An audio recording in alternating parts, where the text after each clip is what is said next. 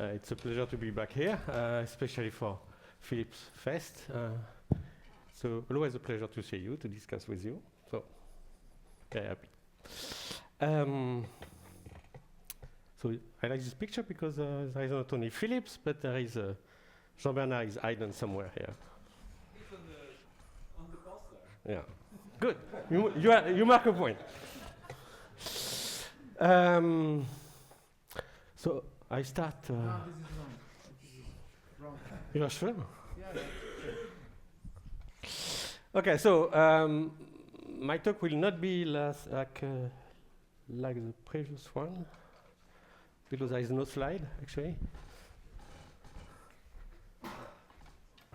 I should put that in, no?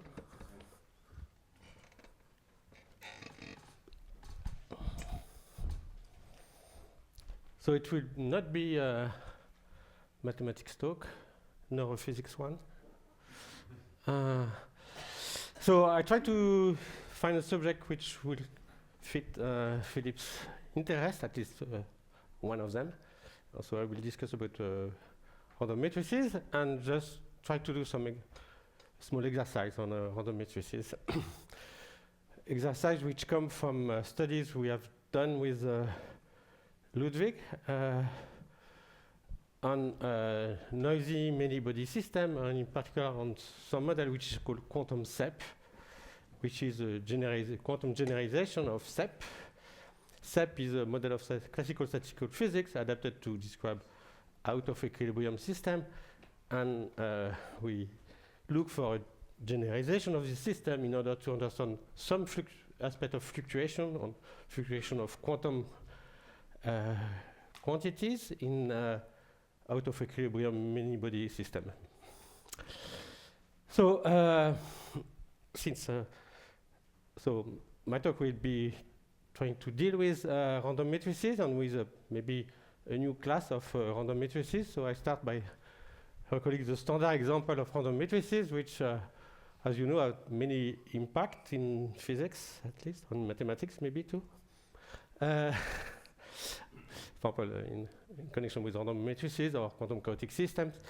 So the two examples of very standard ensemble of random matrices is the Wigner one, where you have a Gaussian matrices with entries which are all independent, except they are Hermitian and Gaussian. Or R orbits, what I call R orbits, which are matrices which are in the orbit of a under the SU, under the unitary group of a diagonal matrices. So those matrices, since these matrices are distributed, the generating function is given by the Itikson-Zuber integral. And many things are known about this ensemble of matrices. In particular, so they are the law of these matrices are permutation invariant because they are SUN invariants. And the fact that they are permutation invariants implies that the correction functions are topological. So they don't depend exactly, the correction function of monomials in the entries of the matrices do not depend on the specific value of the indices, but not only at the topology of these indices. I mean, if all the indices, for example, if you consider monomial with, say, 4 matrices, if all the indices are different, this will take some value, independent of the value of the indices, as long as they are different. But if 2 or more indices are identical, and so those are all the indices are not distinct, then this will take some value also, which will be different to the case where all the indices are different. So these are an example of topological discrete field theory, you can call it, but it's topological. And that's an echo of the fact that the law is invariant under permutation, and the fact that the law is invariant under permutation code the fact that there is no structure in the matrices. For example, for the Wigner matrices, there is no, all the entries are independent, and independently where the entries here in the block of the matrices. So there is no structure. The ensemble we had to study by studying noisy quantum system are random matrices, but with some structure in the matrices. So it's a structure due to the fact that the matrices that we had to deal with, the index was labeling point on space, And since the system is driven out of equilibrium by contact with reservoir and so on, there was all the points are not identical. The system is not invariant by translation. So this implies that there was a structure in the matrices that we had to consider. So that's the one I want to study. So maybe a question of jargon. To any monomial, so means product of entries of the matrices, we or you can associate a graph by saying that the vertex of the graph are the indices, and the edges, there is an edge between two vertices when there is a matrix element in the monomials. So here, for example, there is a vertex I5 on the edge between here. It corresponds to the matrix element M I5. And here there is an edge between I1 to I4. This one, this corresponds to the matrix element M I1 I4. So there is a one-to-one correspondence that we'll use as a formulation in terms of monomials or in terms of graphs. That's the same thing.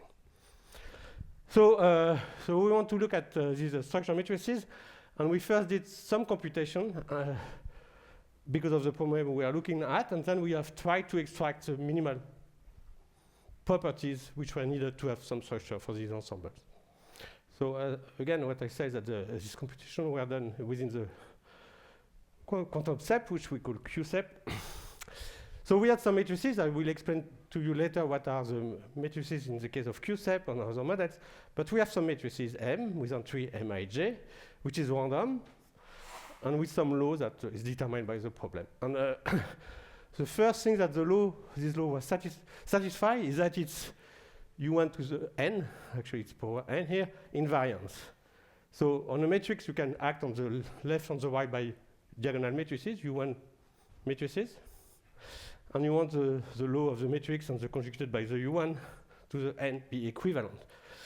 So this implies that for any theta, these two objects have the same law.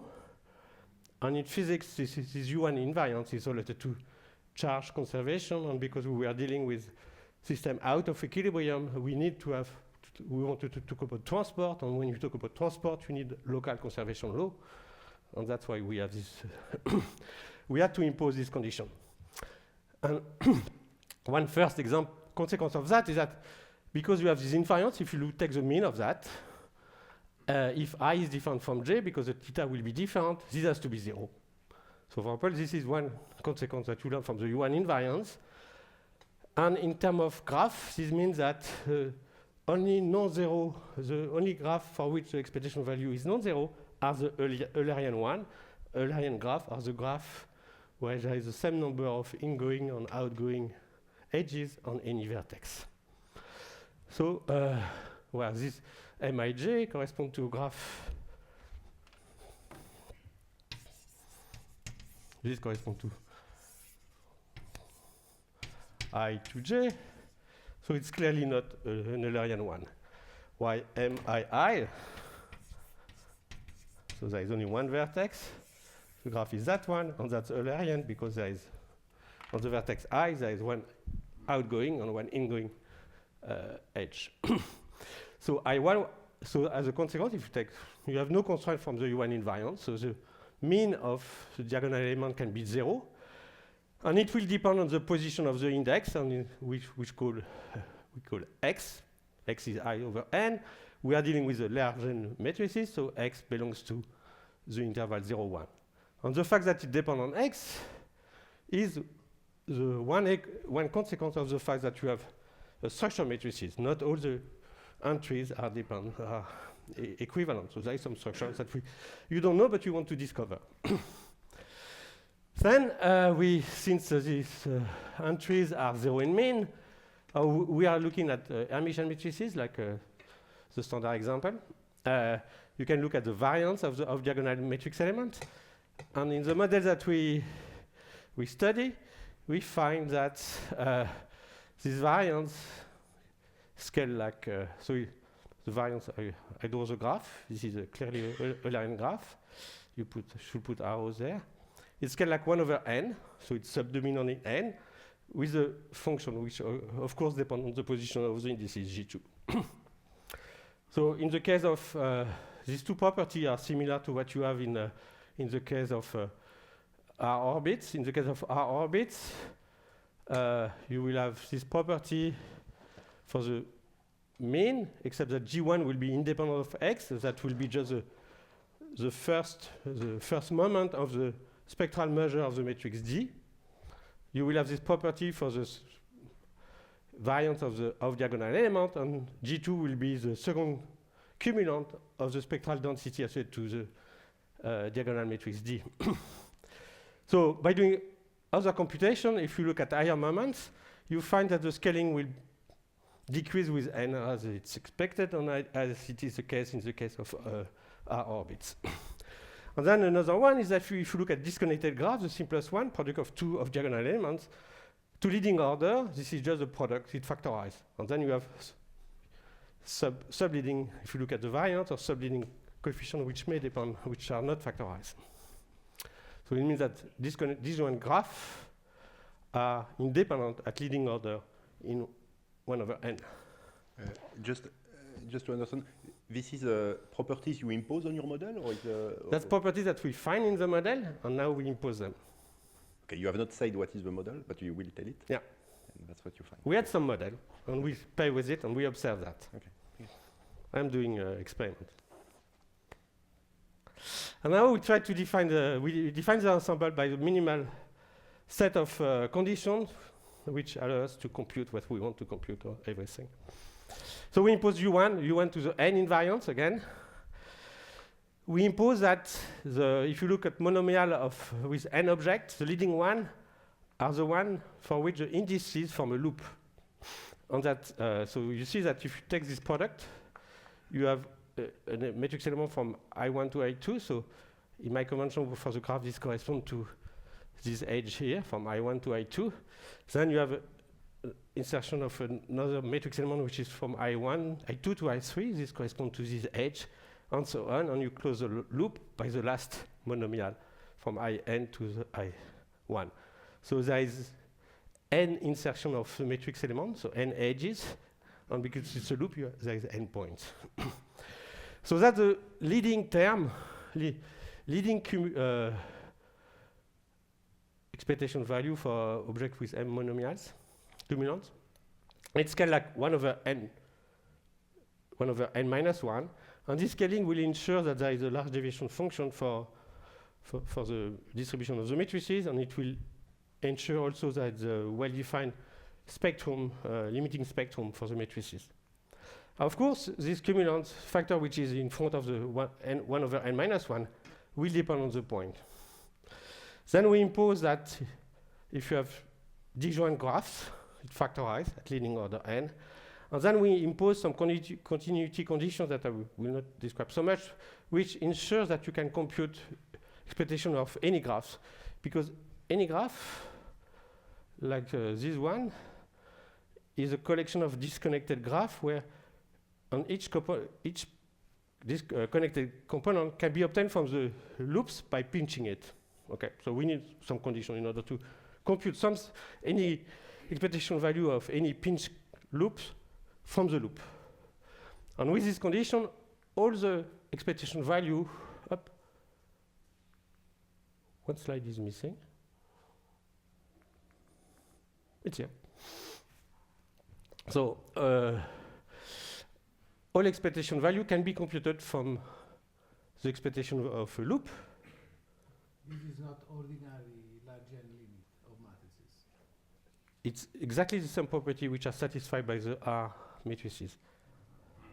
So these matrices satisfy all the properties I have said, except that the correction functions are independent of the point, as long as you preserve the topology of the point.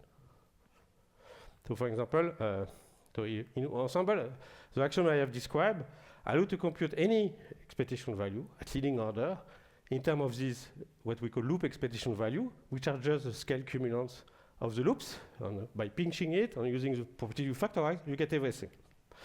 So for the R for Gaussian, these are 0. For the R distributed 1, R orbit, these Gn are actually the free cumulant of the spectral measure of the diagonal matrix. So you have a matrix G. So D is diagonal. So there is some eigenvalue. We look at these matrices. That's what we call M. And because it's diagonal, we assume that in the large n limit, there is a measure mu D, which describes the distribution of the eigenvalues.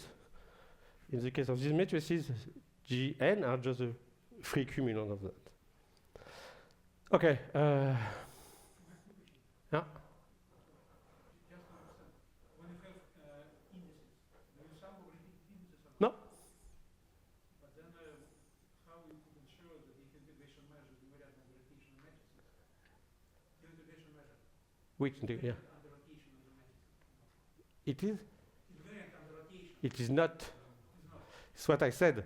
We looked at structural matrices. If it was UN invariant, if the measure, all these examples are, all the standard ones are UN invariants, and because they are UN invariants, they are invariant by permutation. Or ensemble is even not invariant under permutation. So it's not invariant under UN. It's only invariant under U1 to the n, which we impose. Or in the model we look, which we have. So now I would like to do some computation which are super easy for Philippe. For us, it took us some time. So we compute case by case the cumulants. How much time do I have to do this computation? It's a joke. Don't worry about So for n equal 1, so we are going to compute expectation of monomials, mostly associated to loops, with possibly identical indices, and we compute them by decomposing into cumulants. Okay? And you know the formula that if you want, because the genetic function of the cumulant is the log of the part of the genetic function of the moment, the expectation value of a product of n variables can be expressed in terms of cumulant. You have to sum over the partition of the n objects, so 1 to n. Each partition is constituted of different elements, some blocks. Each block contains some indices. So altogether, they form 1 to the n. To each of these partitions, you associate the product of the cumulant, each of them being associated to each of the blocks. Okay. So that's the standard formula. So we apply it for n equal 1, 2, maybe 3, and I will stop at 4. So for n equal 1, there is one object, only one partition, only one. So we have, and the cumulant is what we call G1. So that's what I did. For n equal 2, I look at this product. There is two objects, m from I to j, m from j to I. So this corresponds to x. So we have to partition the edges in this loop. So there is a partition which is the total set. Two edges are in the same blocks. This corresponds to that. And there is another partition where you have two blocks, each of them being a singlet with only one edge. And this corresponds to this factor here, which corresponds to the, as I said, the cumulant associated to a given partition is the product of the cumulant associated to the blocks which belong to this partition. Now, I choose the indices on the block, so there is no constraint from the UN invariant, so this term will give, by definition, G2 with a factor n minus 1. Now, this one, it's there is only one element in this cumulant. There is U1 invariant, so U1 invariance implies the constraint that I has to be equal to J, that's what we learned before. And then this one is equal to delta Ij times the value of the expectation value of MII. And the same thing for this one. So you have a constraint which is I equal to J, then you have product of G1.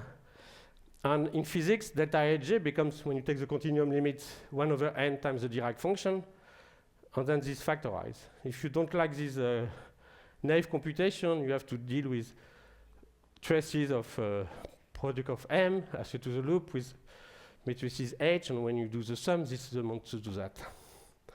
So here we find that this expectation value factorized like scale like 1 over n times some distribution, which is simply given in terms of the loop expectation value. So you can do the same thing for n equals 3. I will not do it. So now I look at n equals 4. So there is a loop there is 4 objects on a loop, so that's what I draw here.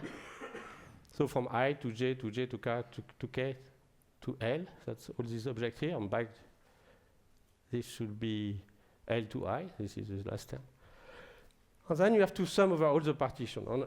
As I said before, partitions are partitions of edges. So there is one, the first partition is a full set, which I draw by the thick line here, the purple or red line. So there is a full partition. And by definition, this one gives G4, which depends on the 4 point, times n minus 3. Then there is partition, let's say, which one is that one, where I have a singlet and then triplets in the, so yes, there is 2 blocks. So, and then there is, for example, this one, where you have 2 doublets, so I mean 2 blocks, each being made of two edges. So the first block is that one, where there is the edge ij, jk, and the second block is that one, k, l, l, I.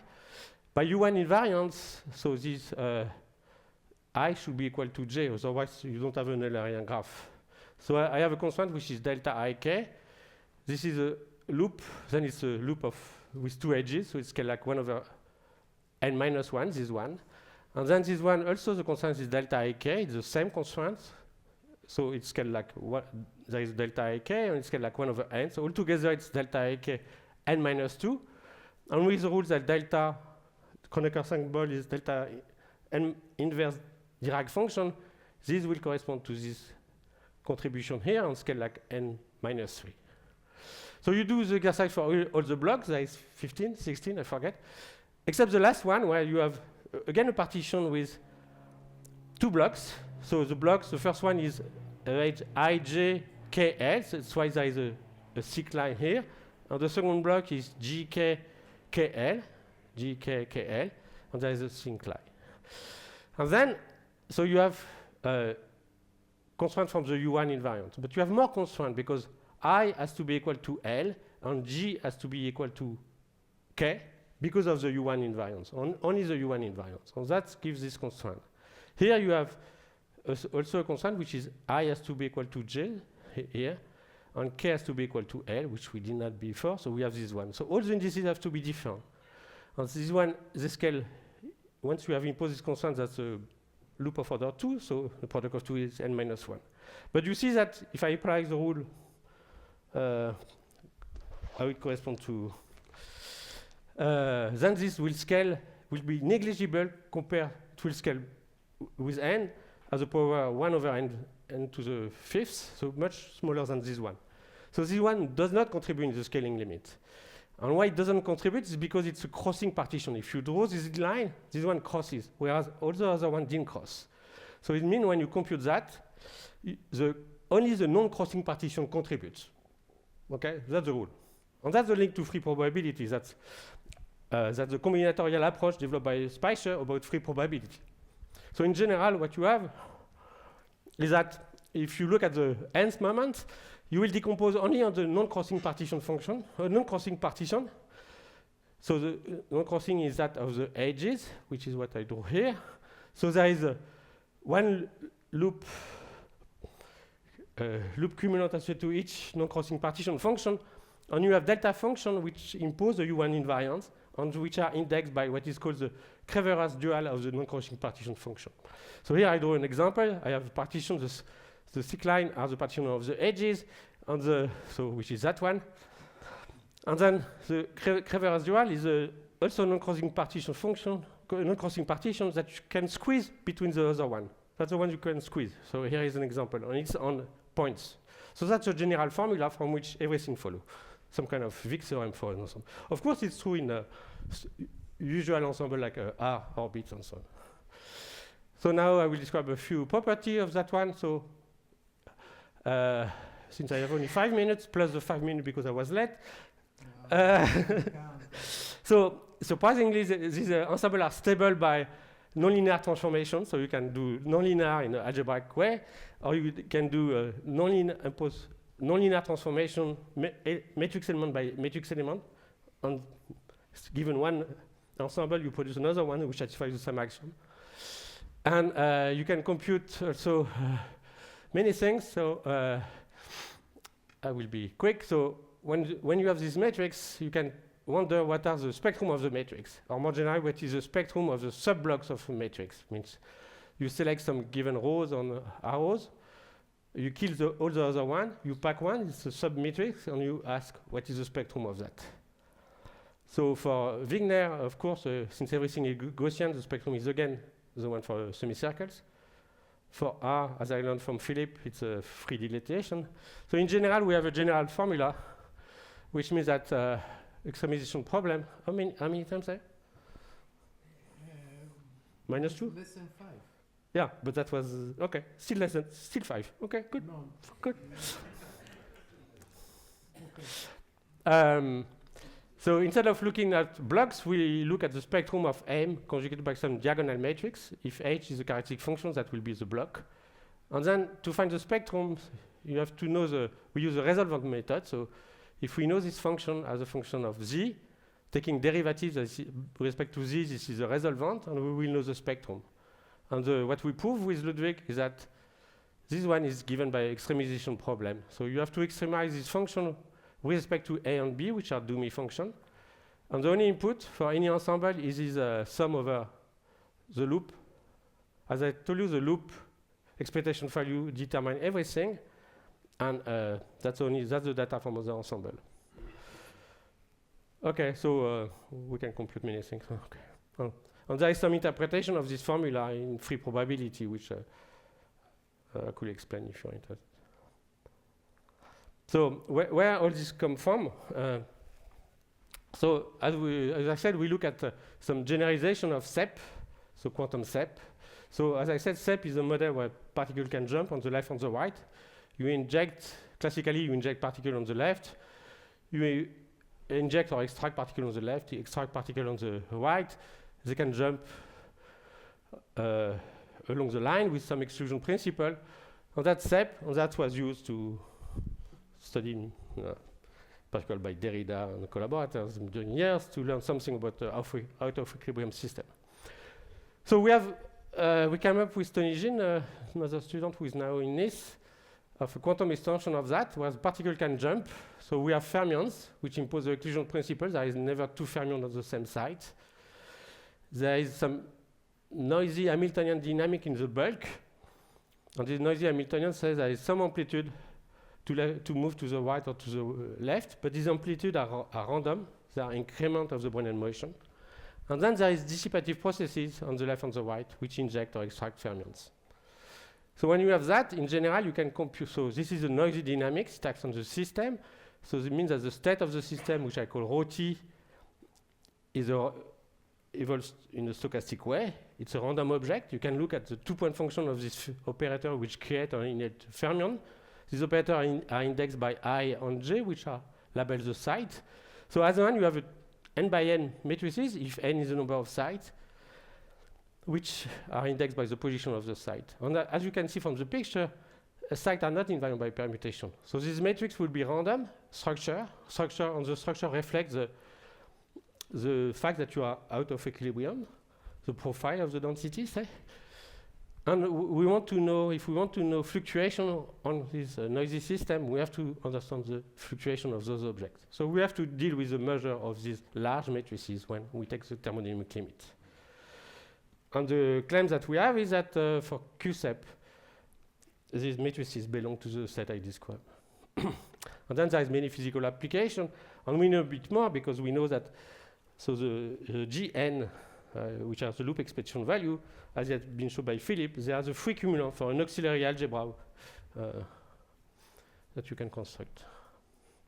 And then we have even bolder conjecture that these apply to any mesoscopic system. So I don't know if... So mesoscopic system is a system where you look at above the mean free path, so the transport is diffusive, below the coherence length.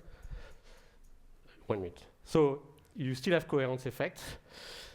Because you look at above the mean free path, there is low scale degrees of freedom, which act like a noise on the other degrees of freedom. So if you look at the two-point function in the object, you have a big matrices. And under some hypotheses, we conjecture with Ludwig that these matrices will belong to this set, this class.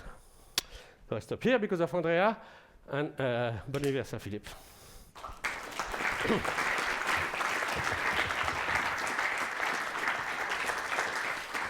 Questions?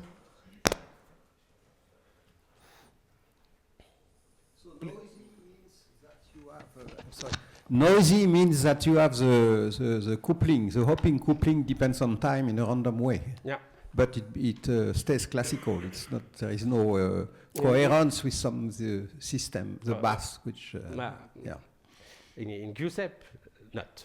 Yeah. In mesoscopic system, there is some noisy effect, but we believe that if you look at the mesoscopic scale, you can neglect it. Okay. There is a version of QSEP where the noise is quantum. It's a quantum Brownian motion, and that will correspond to ASEP classically. Is there a meaning to the n, large n expansion? Yeah. Large n subleading. That I will have. No, that good question. You see, of course, we need to introduce extra data. So, for example, last week I was in a conference where Guy Tamboro explained his theory.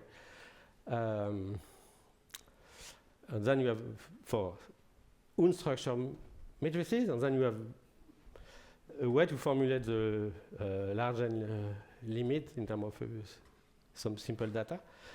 Here we will have so the loop expectation value I described as the leading one. So you need to find the subleading one.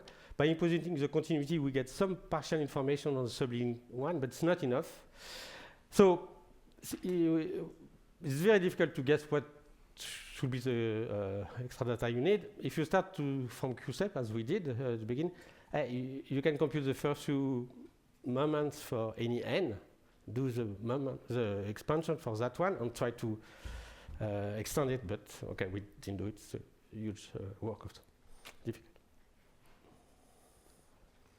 Okay, so we thank the speaker again.